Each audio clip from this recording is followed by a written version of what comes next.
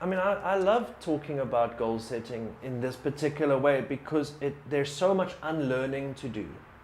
Because the last point that I'd like to make is you shouldn't have a series of goals. And people go, obviously you're going to have a series of goals because you're going to do one thing and then you're going to do another thing and then you're going to do another thing and then you're going to do another thing and then you're going to be successful at the end.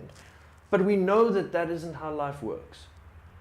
Because we're told that we must go to school, we go to university if we're lucky, then what happens is we get a job, we might get married, and then we retire, and then we die.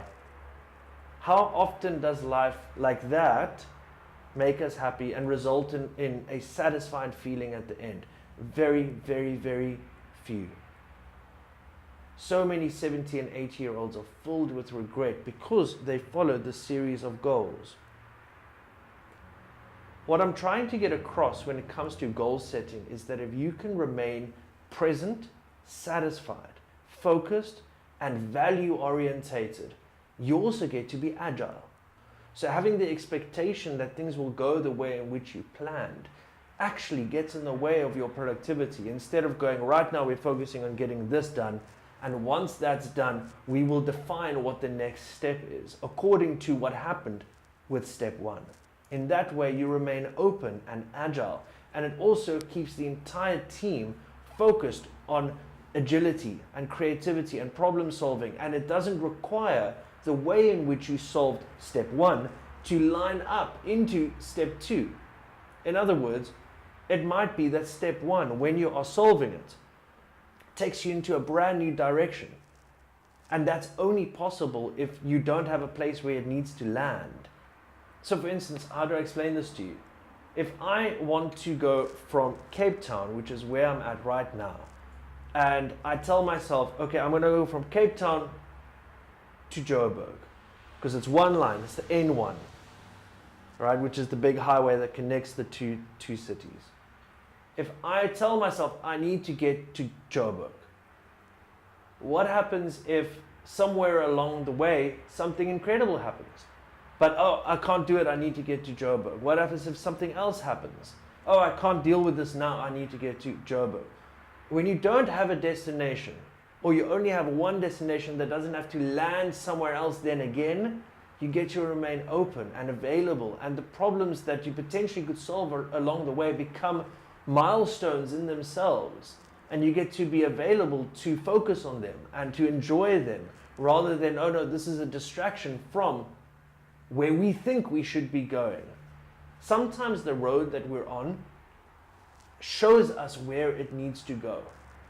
Instead of going, okay, we've now started this journey, and what we're finding is that where we thought at the beginning, before we even started the journey, we would get to step two, actually what's happening is that we're going in this direction, and the only way to find out if that's worthwhile is to give up on trying to go somewhere else.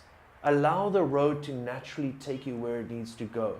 Allow the story to reveal itself to you as you are telling it. That's agility.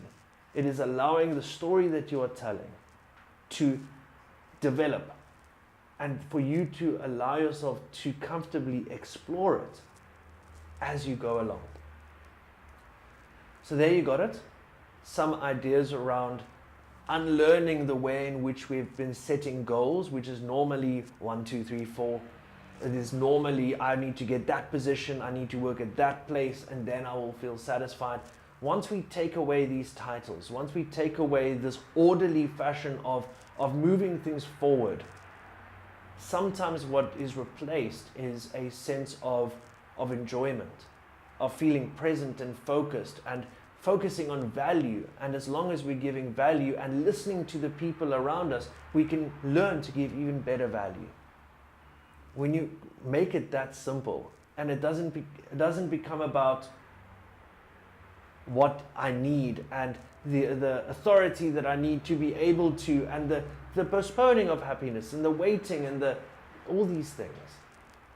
When we don't need the external to give us the sense of purpose and satisfaction that we crave, or the payoff and the reward later, when we don't have that, we can focus on what we're actually doing and the value that we can impart. and that we can share. Because that's what makes us happy. Helping other people makes us happy. I hope that this helped. I hope that somewhere you found that, oh, that's a little bit of me. That's how I can learn about that. Maybe I'm doing that a little bit too much. If so, just say hi. Tell me what's going on. Tell me what this kicked up for you. If you think I'm talking nonsense, tell me. I'm waiting for the haters. Oh, I'm waiting for the haters because it means that I'm doing something right. So, come at me, say hi. We'll start having a conversation. It's why I'm doing these videos. If you like this, subscribe, like this video, share it with someone who you think maybe isn't structuring their goals correctly, or you can see that they're going in a structured path that is not making them happy. Maybe this can be the thing that they can watch to unlearn that expectation and to stay